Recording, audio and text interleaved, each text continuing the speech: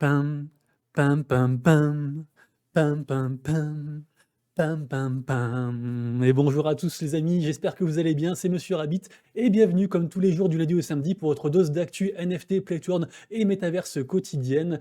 Toute l'actu en moins de 10 minutes, c'est parti. Et juste avant, non, je ne suis pas sponsor par Binance, c'est juste qu'il faisait super froid et donc j'ai pris le premier truc qui venait, ne m'en veuillez pas, allez, let's go.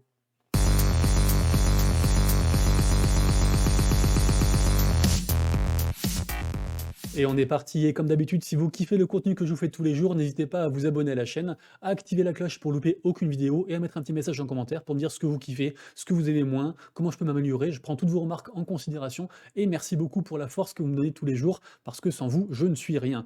Et on commence les news du jour par le gros débile du jour. Le gros débile du jour, c'est qui? C'est le chirurgien qui voulait vendre le NFT d'une radio d'une victime de l'attentat du Bataclan. Qu'est-ce qui se passe? Qu'est-ce que c'est cette histoire? Les gens font n'importe quoi. Le mec s'appelle, enfin le chirurgien s'appelle Emmanuel Masméjean, chirurgien de la main à l'hôpital Georges Pompidou à Paris. Et en fait, en début d'année, il a mis en vente un NFT d'une radio d'une victime de l'attentat du Bataclan, et en plus, qui a perdu son petit ami dans cette histoire, dans cette sale histoire, et du coup, en plus, il a mentionné en légende « Hope you like it », il a voulu le vendre pour 2776 $, enfin voilà, gros débile, qu'est-ce qu'il risque? Il risque 15 000 € d'amende, également une peine de prison et l'interdiction d'exercer. On saura le 30 novembre du coup ce qu'il en est pour cette histoire assez lugubre, comme quoi il y a des cons partout, même si on a un gros diplôme de chirurgien, on peut être un débile. Après, c'est que mon avis, bien sûr. Rappelez-vous que dans cette vidéo, il n'y a pas de jugement, en fait. C'est juste mon avis subjectif, il n'y a pas de conseil d'investissement. Je vous donne toutes les infos, tous les liens en description, et après, vous diguez, vous durez, et vous me dites ce que vous en pensez, bien entendu. Ensuite, news suivante, le ministère de l'économie des Émirats Arabes Unis met en place le premier bureau du métaverse à Dubaï. C'est très intéressant comme histoire. Donc, le ministère de l'économie des Émirats Arabes, il a dévoilé le lancement de sa nouvelle adresse, une adresse donc digitale, hein. Donc, elle peut être visitée, entre guillemets, depuis un ordinateur, donc de n'importe où, de n'importe quelle partie du globe, puisqu'elle est hébergée dans un monde virtuel. La déclaration a été prononcée donc par Abdullah bin Touk Al-Mahri, ministre de l'économie des Émirats Arabes Unis, hier au musée du Futur lors d'un forum le premier jour de l'Assemblée du métaverse de Dubaï. Dubaï qui se positionne vraiment fortement en fait sur tout ce qui est Web3, et du coup il y a donc le bureau numérique qui est créé par rapport à ça, et je pense que c'est une bonne chose. News suivante, Meta qui est anciennement Facebook, qui donc introduit la publication croisée et le partage de NFT sur Instagram. On le savait depuis fin août, les NFT du coup sont disponibles pour les utilisateurs de Facebook américains. Et maintenant donc Meta, la société mère de Facebook et Instagram, a annoncé un nouveau développement dans son initiative d'art numérique depuis le 29 septembre, donc hier. Tous les utilisateurs des deux plateformes peuvent connecter les portefeuilles et partager des jetons des NFT en fait dans plus de 100 pays. Donc voilà, dans le cadre de la fonctionnalité qui est en test pardon, depuis mai, les utilisateurs pourront taguer les créateurs et les collectionneurs et publier des objets de collection numériques entre les plateformes sans payer de frais. Donc on peut connecter son wallet, on peut échanger du coup les NFT entre Facebook et Instagram. Donc une belle avancée pour Meta je dirais rien, allez, Meta, je dirais rien dessus. Bref, allez, news suivante. News suivante, Warner Music s'associe à OpenSea pour créer des communautés de fans. En effet, Warner Music explique dans son communiqué que le Web3 est pour les artistes une opportunité. Je suis bien d'accord avec eux. Le partenariat avec OpenSea permettra donc à la société d'explorer les technologies. Au départ, quelques artistes sélectionnés pourront prendre part à ce nouveau projet afin de construire et étendre leur communauté de fans dans le Web3. La première collection de tokens non fongibles, donc les NFT, sera développée par Warner Records UK, donc Angleterre, en collaboration avec la société Probably Nothing. On ne sait pas encore quels artistes en particulier seront sélectionnés, mais voilà, en gros, Warner Music qui se met à fond du coup dans le Web3, très très bonne nouvelle également, et OpenSea qui continue à l'idée plein d'initiatives, plein de choses, qui reste le gros géant du Web3 actuellement. News suivante, et si vous pouviez répandre vos cendres après votre mort sur un site dédié aux soldats spartiates? Et bah, ce projet NFT rend ça possible. C'est un projet NFT qui se passe sur Solana et qui arrive dans l'Epic Store, puisque ce sera aussi un play to earn. Et en gros, le projet propose à ses holders de récupérer leurs cendres, en fait, et grâce à un monument, un site qui vont acheter et restaurer et construire en Grèce, et ben en fait, les holders, quand ils mourront, on prendra leurs cendres et on les répartira du coup sur le site. Et il y aura aussi d'autres plus petits holders, il y aura les holders Genesis et d'autres holders qui du coup seront répartis après en cercle un peu concentrique autour. Donc on n'aime pas, je ne sais pas trop, dites-moi ce que vous en pensez. En tout cas, le projet a le mérite d'être original. Ensuite, Banksy, je vous le rappelle, pardon, c'est un des artistes, peut-être même l'artiste urbain le plus connu au monde.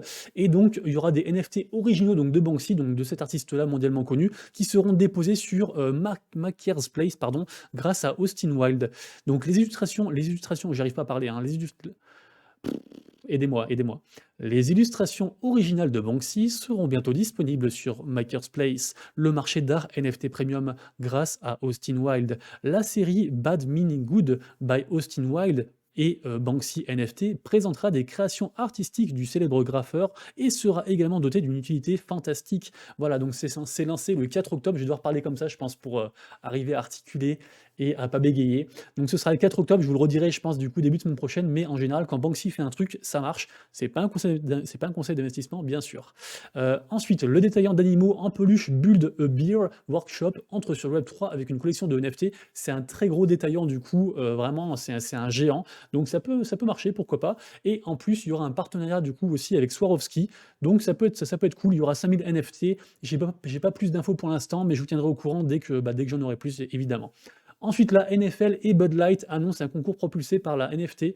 Oula, c'est quoi ce titre, c'est quoi ce titre français traduit n'importe comment? Bon, en gros, c'est un partenariat entre la NFL et puis Bud Light. Et pour la faire courte, vous pouvez gagner des places pour aller au Super Bowl. Par contre, il faut faire plein de trucs avant, donc c'est vraiment pour les fans. En plus, peut-être qu'il faut aussi utiliser un VPN si c'est que pour les Américains. Mais en gros, voilà, vous avez des places pour le Super Bowl à gagner, du coup en direct, avec du coup ces deux choses-là, du coup, donc une marque de bière et puis la NFL. Donc du coup, voilà, pour le football américain. Et voilà, donc si vous êtes vraiment motivé par ça, allez checker les amis, je vous en parle juste comme ça. Moi, ça m'intéresse pas plus que ça, mais j'aime bien quand même tout ce qui est un petit peu, vous savez, les associations entre les NFT et la vraie vie, donc c'est plutôt cool, donc je vous en parle. Ensuite, Yoshitaka Amano, Arigato wasaimasu, ni-sama, qui c'est celui-là? C'est un artiste visuel japonais légendaire, donc d'après le titre de Crypto.news, donc qui est connu pour ses créations artistiques emblématiques telles que Speed Racer, Sandman et bien d'autres. Et donc en fait, il arrive avec ses collections de NFT sur le réseau Alstar, et je ne connais pas ce réseau, donc du coup voilà, je fais appel à vous. Si vous connaissez cette blockchain-là, dites-le moi. Peut-être c'est un layer 2, je ne sais pas trop. Mais voilà, je vous en parle en tout cas, parce que bah, voilà, ça fait partie des news que j'ai diguées aujourd'hui. Concernant le paysage sur les collections NFT aujourd'hui, écoutez, le nombre de volumes, enfin le volume est drastiquement en baisse, mais on retrouve toujours pareil les mêmes collections dans le top, Solana toujours top 2, et quand je vous parle du volume en baisse, effectivement on voit un article de Goku Crypto qui nous dit que le volume mensuel de la marketplace NFT OpenSea est en baisse de 34,5% en septembre, donc c'est passé de 502 millions de dollars à 329 millions de dollars, donc bon c'est le plus bas depuis juillet 2021, mais c'est normal, c'est le marché qui veut ça, et au moins ça épure un petit peu tout ça, donc c'est pas plus mal. Au niveau des collections à surveiller, sur OpenSea, on a toujours la collection Renga. J'en avais parlé, je crois, avant de partir en vacances, en lune de miel. Et actuellement, le floor price est de 1,58 ETH. Et écoutez, ça monte doucement, il y a beaucoup de volume. Je pense que ça peut être un bon point d'entrée. C'est pas un conseil d'investissement, donc checker. En tout cas, la collection est solide, enfin semble solide plutôt. Et la commu semble cool également. Sur Solana, Solid continue sa lancée. On arrive à 37,8 de floor price en Solana, donc vraiment, vraiment huge. Et ça continue, donc ça a encore pris 5 sols depuis hier. Toujours à surveiller. Également à surveiller aussi, mais avec plus de précautions bien sûr, c'est la collection des Goddess qui fait un peu comment dire, qui prend un peu le contre-pied, c'est un peu une sorte de dégode, dégodesse, tout ça, quoi. Il surfe pas mal sur la collection des godes actuellement. Et écoutez, le floor price, c'est de 1,666. C'est fortement manipulé, mais il y a peut-être un truc à faire, à surveiller, bien entendu. Aujourd'hui, les minutes du jour, c'est Sharks Entertainment NFT. Ce sera ce soir, je crois que j'ai noté l'heure ici. Non, c'est à 14h. C'est à 14h, donc c'est quasiment quand je publie la vidéo, vu que là, il est midi et demi. 14h, donc pour les whitelistés, c'est 0,02 ETH. Pour ceux qui ne le sont pas, et pour la publique, du coup, ce sera 0,05. Il y a 7777 K supply, et enfin, K supply non, 7777 tout court, du coup, de supply. Et écoutez, le projet est vraiment très très hypé, donc il y a peut-être un truc à faire là-dessous. Et en gros, vous savez, ils veulent faire c'est par rapport à la technologie des Soulbound tokens, dont Vitalik a déjà parlé, et les tokens qui sont liés à l'âme, etc. et tout. Donc ça gratouille là-dedans au niveau de ce projet-là, donc plutôt sympa. Également aujourd'hui, enfin ça a commencé aujourd'hui, ça finit demain, on a un free mint qui s'appelle FromTube. Donc les whitelistés c'était hier, la suite c'est demain du coup. Non pardon, c'est aujourd'hui. Je vais y arriver, hein, je suis fatigué aujourd'hui. Donc les whitelistés, c'était hier, la suite, c'est aujourd'hui, plutôt hypé, à surveiller, lien en description. Demain, on aura Seasons en free mint aussi, à surveiller, j'ai pas encore trop dig, je sais juste que c'est un free mint et par contre, on a aussi WozG Labs qui était prévu pour demain, mais j'ai pas eu de nouvelles, donc je ne sais pas si c'est toujours prévu, il faut que je digue plus en amont parce que, peut-être ça a été repoussé, ça arrive fréquemment actuellement. Au niveau des tokens de la GameFi, écoutez, la journée est dans le vert, donc ça fait plutôt plaisir. Tout est dans le vert et peut-être il y a même, comment ça s'appelle? Il y a même Alien Wars qui pousse jusqu'à un plus 10%, donc vraiment, vraiment plutôt cool. Au niveau du top tendance sur les play to earn, on a Monstera qui est toujours premier, donc le Axie-like qui fait plus 11% au niveau de son token. Et en second, on a Star Atlas. Star Atlas, forcément, ils ont délivré, d'ailleurs j'ai la news un peu plus loin, je vous en reparlerai, mais ils ont montré un peu de quoi ça avait l'air, ils ont sorti une démo du jeu, et du coup, forcément, ça a pump parce que c'était plutôt cool, et la commu a bien réagi. Ensuite, une news concernant Fractal, la marketplace secondaire concernant les play to earn sur Solana, je vais y arriver. Donc en fait, il présente NFT Metagame pour sa collection NFT. Donc en gros, ce sera une façon de jouer en fait pour les holders des NFT Fractal qui actuellement, vu qu'il y a moins de NFT, il y a moins de collections, ça servait un petit peu moins. Du coup voilà, donc depuis le 28 septembre, c'est mis en route et donc il y a pas mal de choses à gagner, y compris d'autres NFT, donc plutôt cool. Pour ceux que ça intéresse, lien en description bien sûr. Heroes of Marvia. Oh là là, je vais pas y arriver sur cette vidéo, les amis, je vais pas y arriver. En fait, c'est la capuche qui me gêne. Voilà, c'est la capuche qui me gênait. Ensuite, Heroes of Mavia, donc c'est une sorte de Clash of Clans Web 3. Ils ont dévoilé la nouvelle roadmap avec beaucoup de changements. Donc, allez checker ça pour ceux que ça intéresse. Il y a vraiment, enfin, ils prennent beaucoup de décisions un peu drastiques.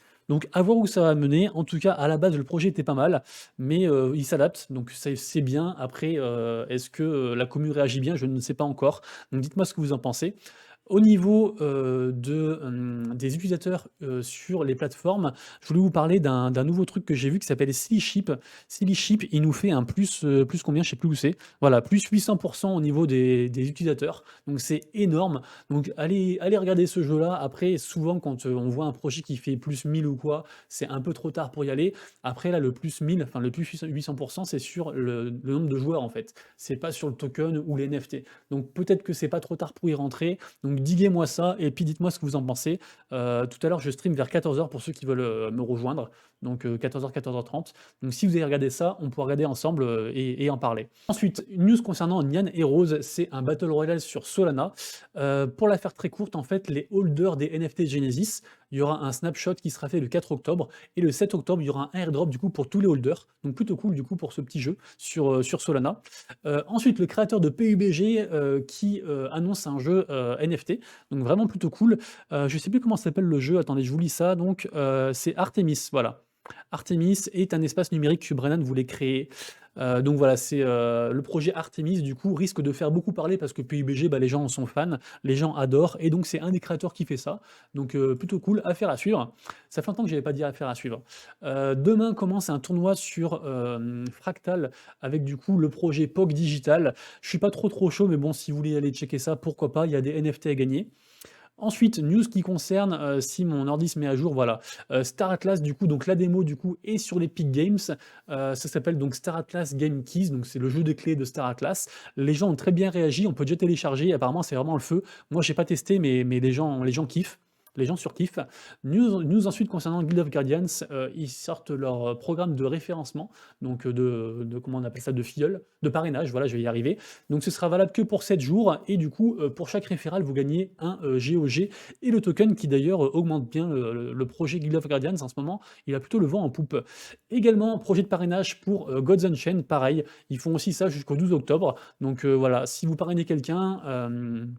moi, j'ai pas de lien de parrainage, donc du coup, si vous voulez, vous mettez vos liens de parrainage en dessous de la vidéo. Moi, j'en ai pas à vous partager parce que je ne joue pas à ces projets-là, même si je les kiffe, mais je les kiffe de loin. On peut pas être dans tous les projets, malheureusement. Donc là, pour chaque personne référée, du coup, vous allez avoir 10% du coup des packs qu'ils vont acheter.